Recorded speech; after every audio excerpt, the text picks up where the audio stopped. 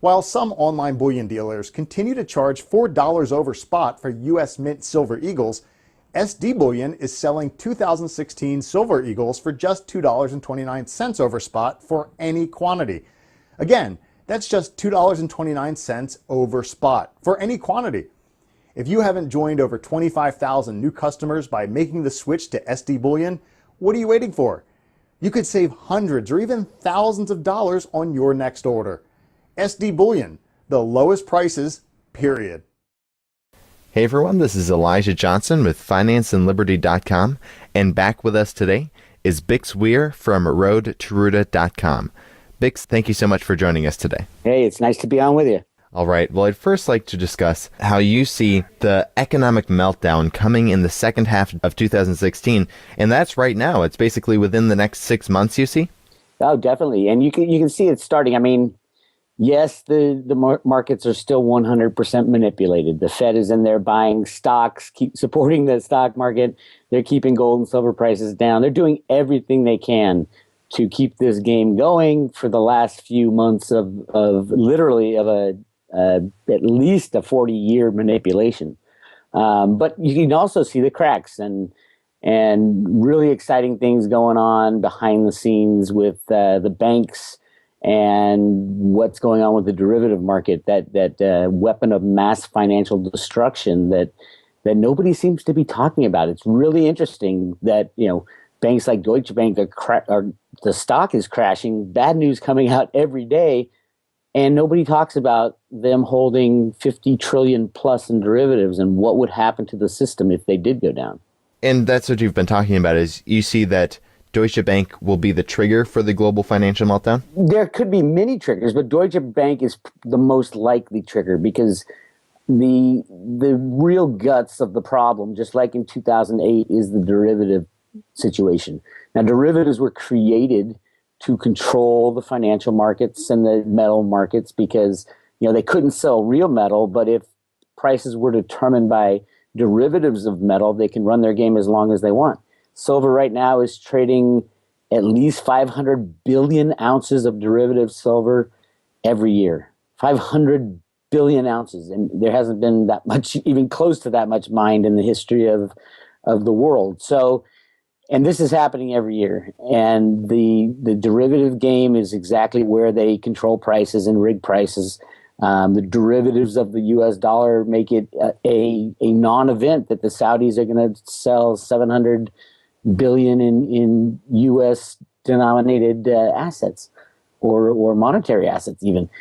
The real thing is that trillions upon trillions of dollars of U.S. dollar derivatives are traded in every day. They estimate 5 trillion a day is traded in the FX, the foreign exchange markets. That's just partial derivative.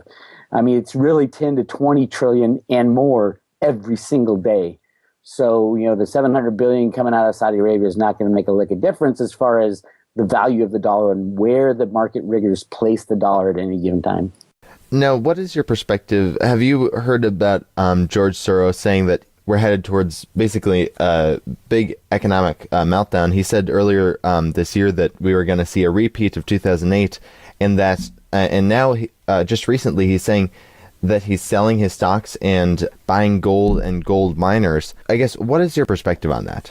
Well, Soros is an interesting guy because nobody's really sure who he works for, if he works for the bad guys, if he works for the good guys. I'd say he's one of the bad guys. But right now, both the good guys and the bad guys want the system to crash. The bad guys want it to be delayed till around the election time, and the good guys want it to happen any time between now and the end of September.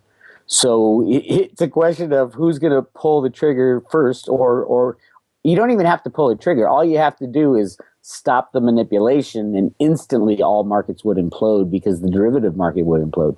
So, yeah, Soros he's probably the mouthpiece of the bad guys. Bad guys definitely want the system to implode around the election time, and then they want a year and a half of chaos, and then come in and save the world with their one world government. The good guys want to take it down earlier, and at least in the United States, it's time that we take responsibility for this mess we've created and we're living in. So I think the plan of the good guys is to make the collapse happen. It's kind of starting now. If you look at just Friday, just yesterday, the start, at least you can see a little bit of a wobble in the stock market finally, with the banking stocks starting to fall, and Deutsche Bank, the biggest derivative holder, dropping beneath $16 a share. I think there's a trigger for some of their cocoa bonds at that number, because somebody's been defending it. We'll find out in the next coming weeks. If the banks continue to fall and you start to see Deutsche Bank's stock go lower and lower, I'll guarantee you there's massive fire going on behind the scenes in their derivative book.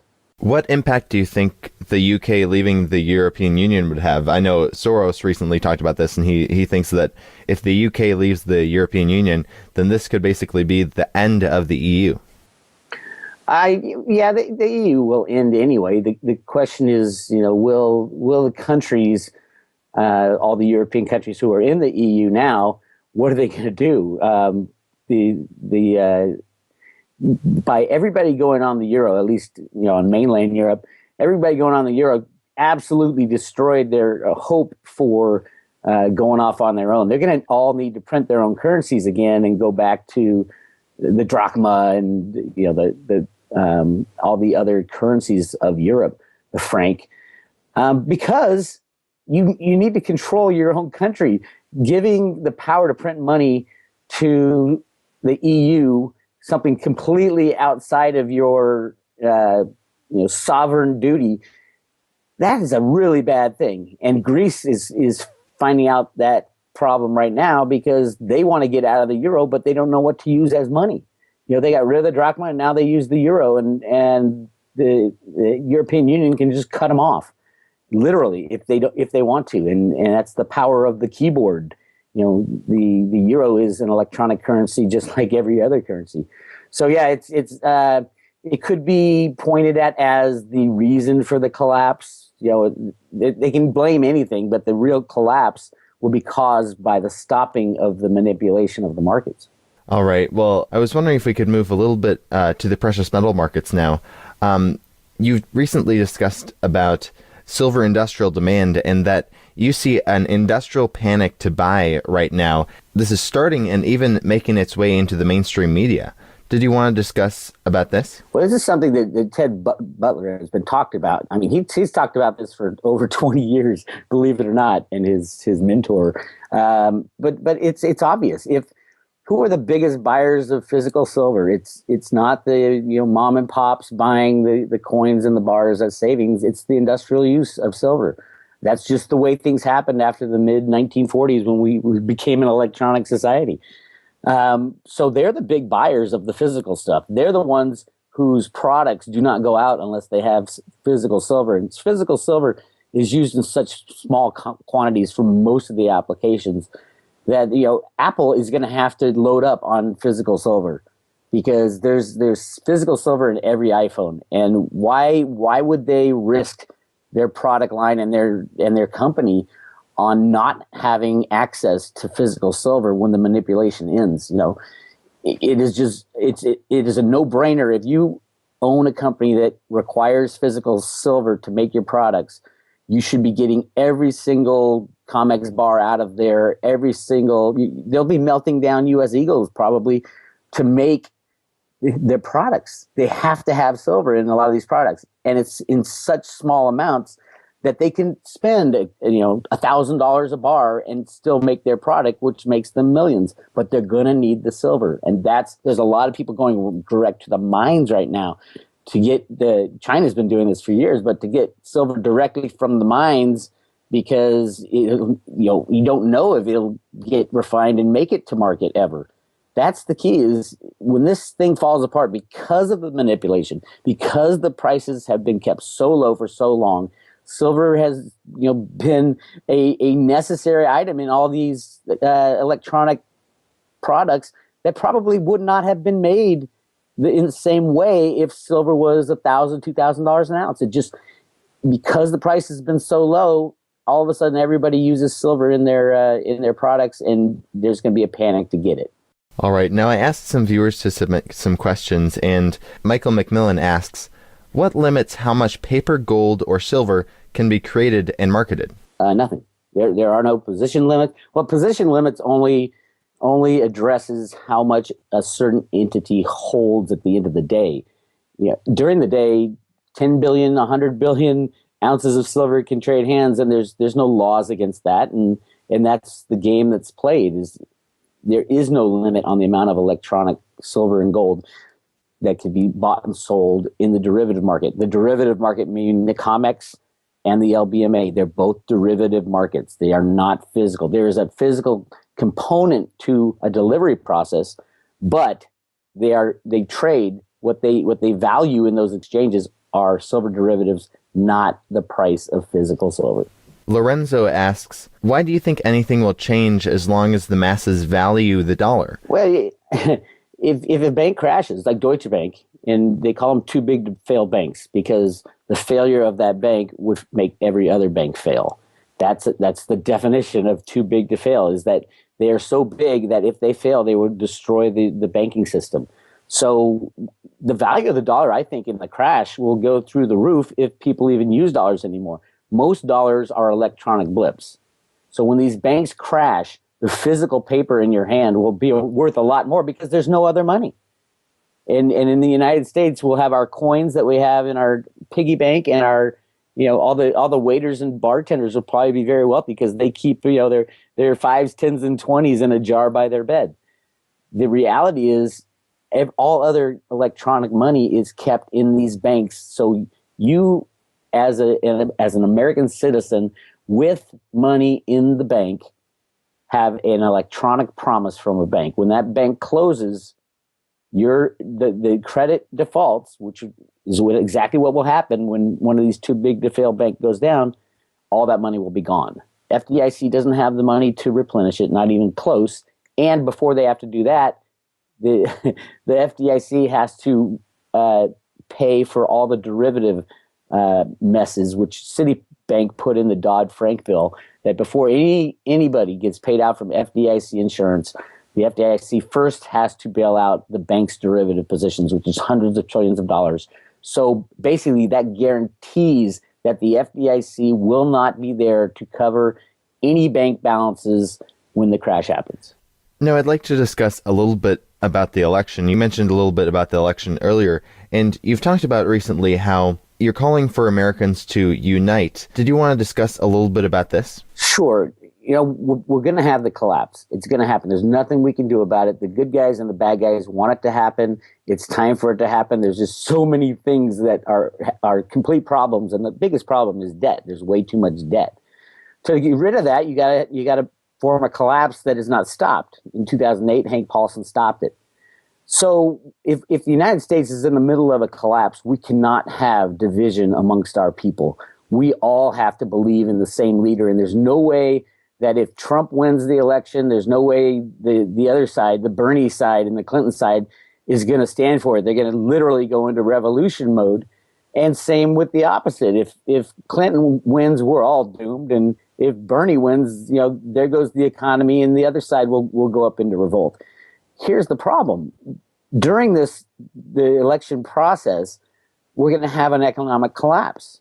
And the question is, do we turn to our government to help us out of this problem, where they steal all our freedoms, institute their own version of the next market manipulation 2.0, and try to jerry-rig the system again? Or do we start fresh with new leaders and really find out who the bad guys are within Congress? Because usually countries will turn to their government first, and when their government fails them, they don't have an out. There's no other way to go. If we have a real collapse and the banking system goes, we are in some serious hurt, because there's no food, there's no water.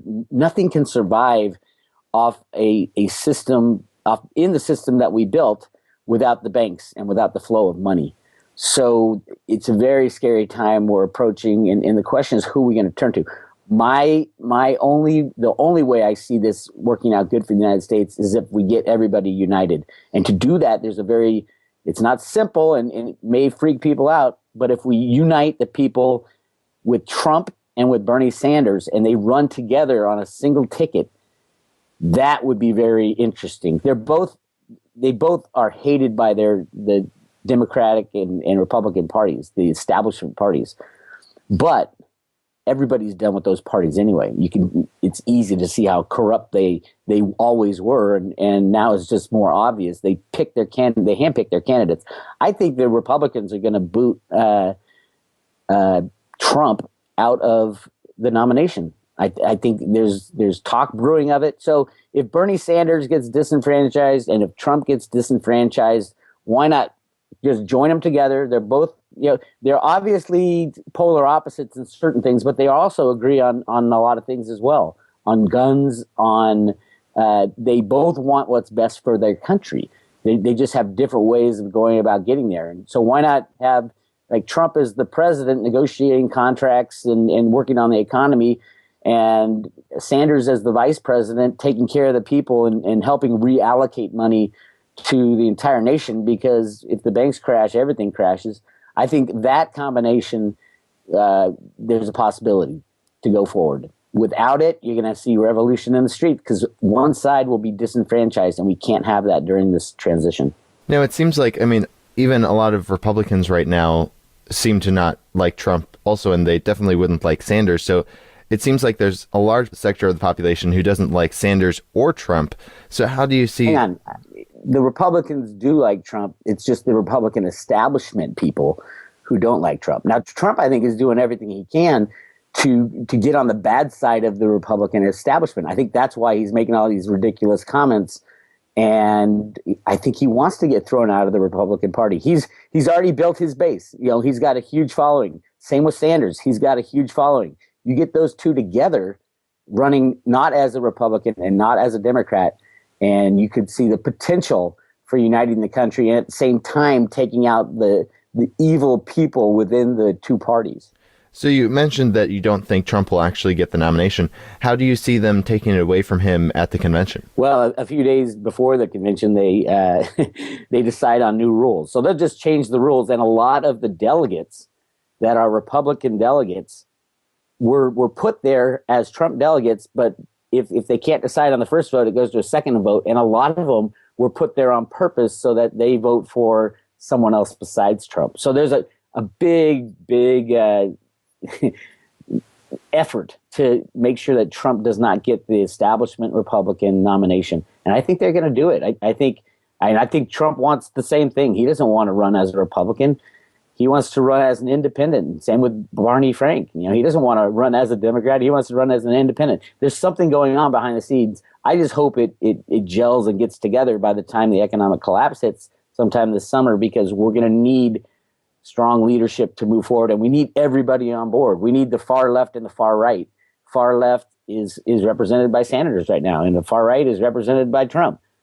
And the parties need to be taken out. I think it's possible, especially if you have Trump getting kicked out and Bernie Sanders being disenfranchised by the Democrat. I know the last time I interviewed you, I think you were saying that if the economic collapse happens before the election, there might not even be an election. Is that what you said? And do you still see that as a possibility? Oh, definitely. I mean, the election might not even be very important at all. If the United States of America is bankrupt because the government keeps their money in these banks too, there's going to be no money to hold an election. There will be. See, that's the problem. Is the system will stop. It's not like the government will continue going and continue trying to fix the problem. The government won't have any money. Everybody can go to Congress, and Congress is going to have to talk about reallocation of money, and that's a very, very difficult thing to talk about when all the rich have lost all their money and all the poor have lost all their money, and they've also lost all their debt, by the way, which is a bonus. But how the biggest problem, according to Greenspan in his book, is allocation of resources. Who should get what, or should a government even be in charge of that? There are many, many issues and problems that are going to come to our country. And the federal government was never meant to be this monstrosity that it is today. I think it's 35 or 40 million people work for the federal government in our country, which is crazy. It was supposed to be this tiny little part of our nation, powerful, but tiny. And everything else was supposed to go to the power is supposed to go to the states. But for some reason, we have let the federal government take over everything. So when the federal government fails, when the banks fail, will there be an election? I don't know. I think it's up in the air. Possibly. Will there be martial law? Probably. But is it a good thing or bad thing? I don't know. You might have people roaming the streets with guns. That's the problem that is being dealt with at the U.S. Treasury and the U.S. Fed is what to do when this crash happens, because it'll be pure chaos. And I think we have to go through a little chaos to move forward. But I just hope it doesn't last months and years. And I'm hoping it's weeks and months. Now, if the election does happen, you were saying that if Trump gets denied the nomination at the GOP convention, he should team up with Sanders and run as a third party. But how do you see that happening? Because I think it's too late to file, at least in Texas and maybe some other states. It seems like it would be pretty late to file for the election. How do you see them actually getting on the ballot and running? Well, that gets back to, will the same rules apply when there's a banking crash? I don't think they will. I think all the phony rules that have been put in place, what is the law of the land is kind of the question. We'll be going, most likely in the U.S., we'll go back to the Constitution. Very limited powers for people to, decide this stuff.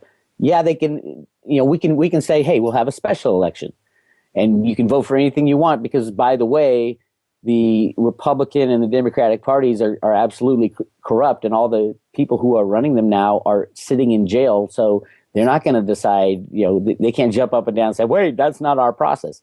Your process was a joke in the beginning. It was not a law. It was what you set up for your system. We need to think smarter. We need to move to a situation where we are not told the rules on who we have to elect as our leaders.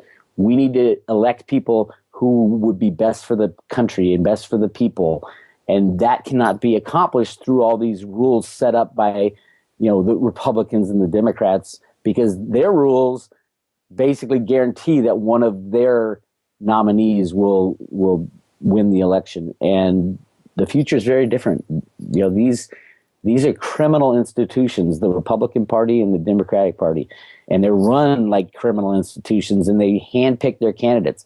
Things are going to change after the crash. Those parties, they won't have any money. The Republican Party and the Democratic Party won't have a penny, just like everybody else. So they're not going to make any rules. It'll go back. Hopefully, people can get in Congress and we can try to sort this out. But both those parties will be long gone by the economic crash. That's very interesting. And I mean, I know I've heard before that, and I think this is actually a possibility, is if, let's say, Trump gets denied the nomination, it wouldn't seem out of the realm of possibility of him actually just trying to do a write-in campaign. I mean, everyone would know about it. He gets media attention so quickly. I mean, if he tried a write-in campaign with, Trump and then Sanders as VP, I mean, it sounds far-fetched, but I mean, I think he might actually have a chance with a write-in campaign. Well, yeah, if there is one, it gets back to, if this crash happens, pretty much everything's off the table, because there will be no money. It's not like the internet will work by itself. There's people behind that. Your internet won't be working if the companies that make electricity or handle your internet service, those companies will be out of business too, because they've got money in the banks. Everybody's got money in these banks. That's why a too big to fail bank is so dangerous, because that system stops. And we could talk all we want. But I think our very last thing we'll be worried about is who's going to be running for president. Right. And I mean, do you see this being our last chance to basically have the good guys win? For the good guys, it's definitely their last chance. The good guys meaning the people that I believe have been trying to take down the system from the work at the Federal Reserve Bank of Boston, the information that came out of there. This is Greenspan and people like that who are trying to destroy the monetary system and get us back to a gold standard. It's possible that we can do it, but they failed many times. They tried to do it in 2008, and the people weren't ready. They went to Congress for a bailout. At first, Congress denied them a bailout, the banks, and the stock market started to drop. So everybody said, "Oh no, let's give them $700 billion."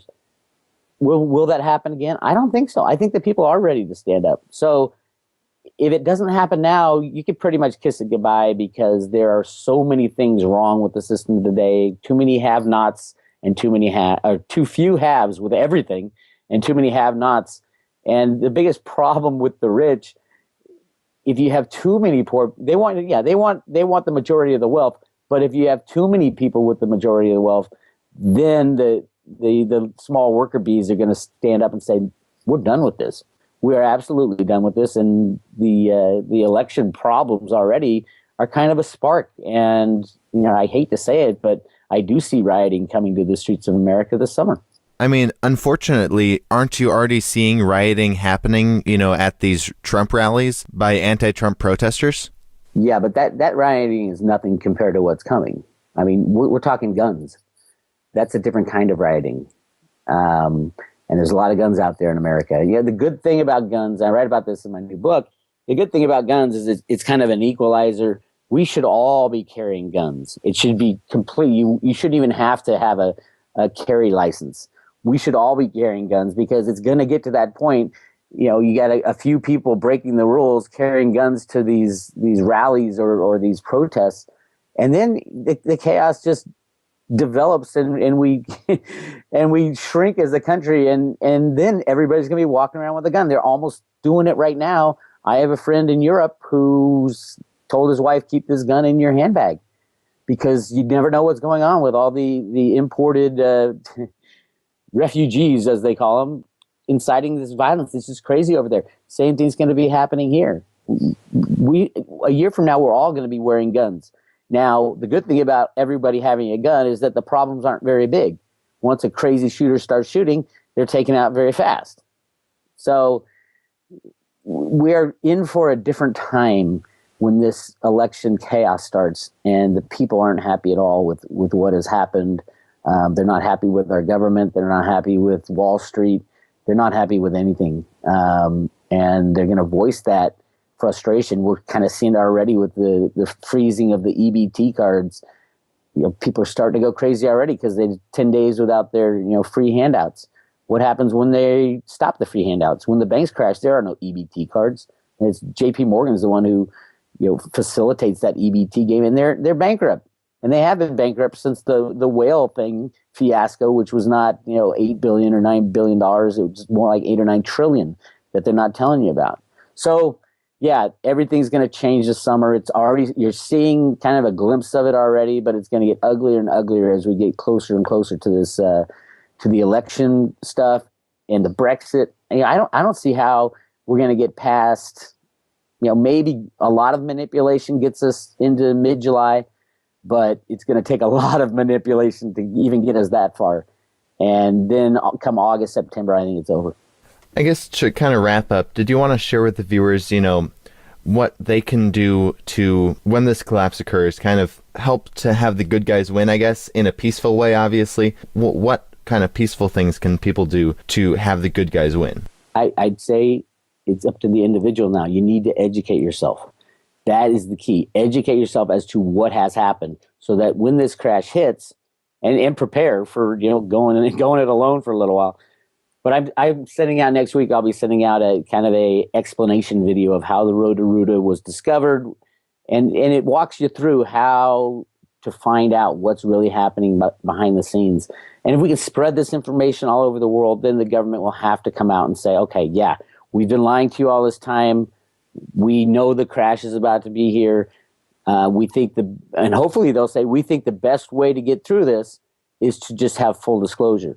Tell everybody what's going on, and tell everybody the steps that we're going to take to change the way we live, because you cannot live in the type of world we live in, which is pure manipulation and pure fantasy anymore. We have to grow up, and we have to move out of mom's basement and get out there and start living. And the only way to do that is with complete and total knowledge and information of why these markets are rigged, how they're rigged.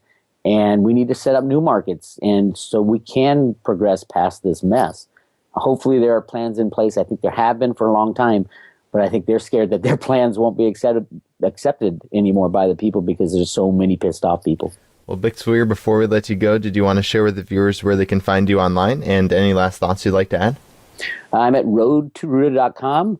I've got my fourth book coming out on the 15th of June. It talks all about this stuff we're talking about right now. I've got that disclosure video about the road to Ruta coming out on Sunday. So I just hope everybody takes the time to not only learn this information, but also spread it, because the only way we can get through this is by working together.